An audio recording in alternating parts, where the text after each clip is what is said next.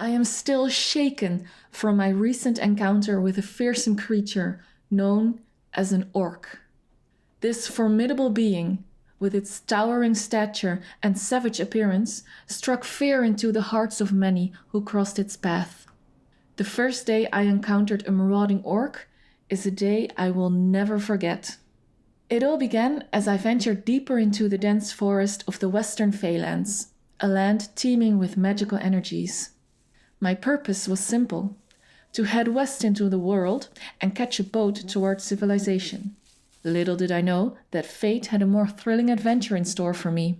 As I treaded softly upon the moss-covered ground, my senses became heightened. The rustling leaves whispered secrets of imminent danger, and the subtle change in the air spoke of an ominous presence nearby.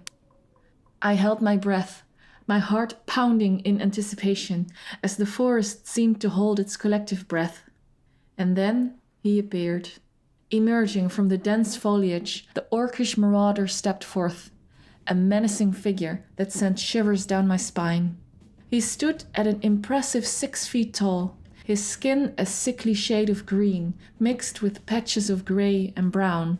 His muscular build revealed his formidable strength, and his sloping forehead and square jaw only added to his fearsome appearance. Primitive garments fashioned from animal hides barely contained the raw power that emanated from his very being. And in his grasp, he wielded a massive great axe with a menacing aura that suggested countless battles won. It was clear that this creature was born and bred for aggression. As our eyes locked in an intense gaze, a chill swept through me. I could sense the relentless determination burning in his eyes, a spark of wild fury that threatened to engulf everything in its path. It was a fight for survival, and I knew I had to think quickly if I wanted to escape unscathed. Drawing upon the ancient powers granted to me as a druid, I sought solace in the embrace of the forest. My connection with nature ran deep, and it was in times like these that I felt its wisdom guide me. With a whispered incantation, I called upon the spirits of the forest to aid me in my escape. The trees swayed with an otherworldly grace, forming a dense barrier between myself and the marauder. He dropped his axe and started clawing at the branches, throwing its body against it and colliding with the sturdy trunks, causing an explosion of splintered wood. The forest fought back, as if protecting its humble druid servant from the threat that loomed. My connection with nature was strong here, as I was still relatively close to the grove. The wood managed to hold back the full weight of the onslaught the creature was releasing upon it. I seized the opportunity and retreated, my feet carrying me swiftly through the labyrinth of foliage. Branches grasped at my cloak, leaves brushed against my face, and yet I pressed on. My heart pounded in my chest, matching the rhythm of my footsteps as I distanced myself from the orc. Finally, as the sounds of pursuit faded into the distance, I allowed myself a moment of respite. I sank to my knees, my breath coming in short gasps as I marveled at the escape I had just orchestrated. The forest had come to my aid, proving the symbiotic bond I shared with its ancient spirit, and I wondered how far away from home this connection would hold true. Now, as I write these words, I cannot help but reflect upon the encounter that tested my mettle. The orcish marauder was but a glimpse into a realm of danger and excitement that lies beyond the safety of the grove. It had only served to fuel my hunger for further exploration, to unlock the mysteries that await me in the realm of adventure. It at least prepared me for my second run-in with an orc, which ended up much differently. When it comes to calling something a creature, you could draw the line at having a heightened intelligence or civilization.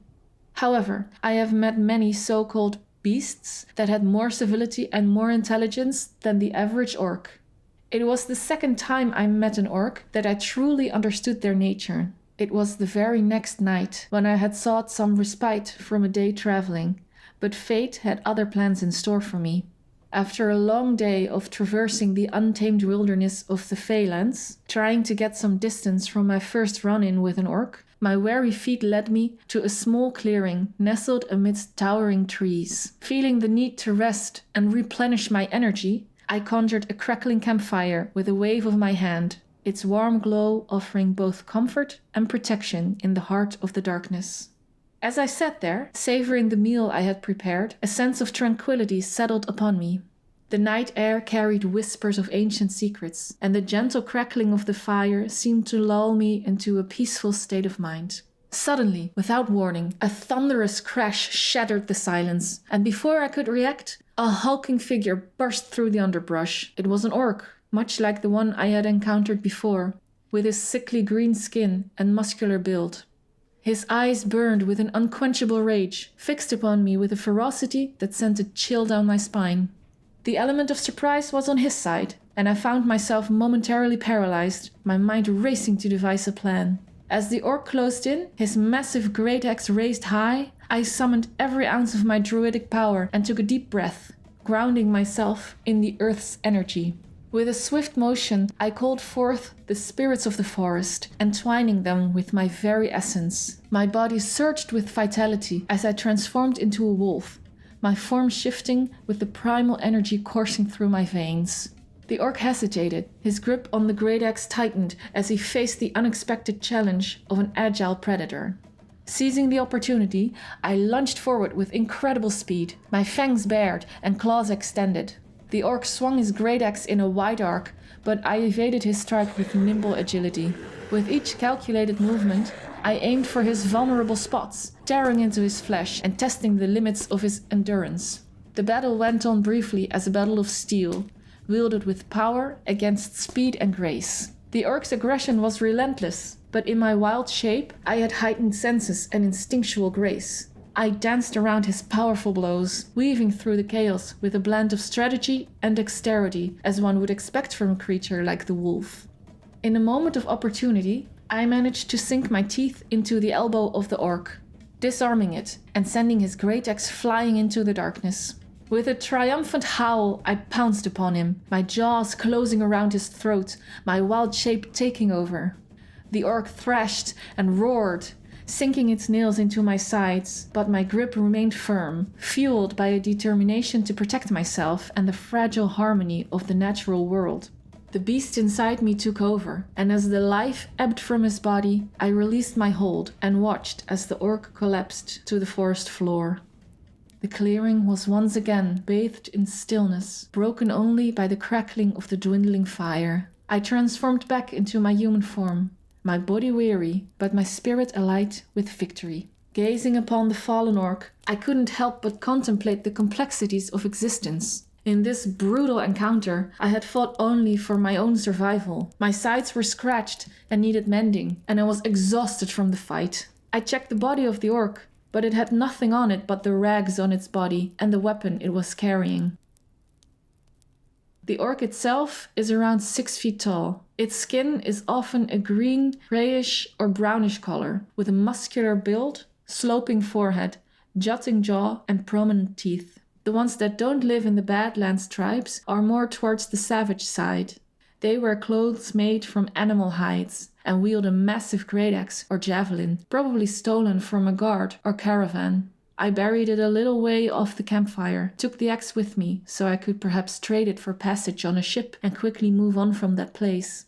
It were those encounters that made me realize that the orc deserves an entry in my book of creatures, and that there is no line between creature and person. We are all creatures in the end. Although I have had many run-ins with orcs after this, these two were my first and most memorable ones. These harrowing experiences had taught me the importance of resilience, adaptability, and that we all have a creature living inside of us.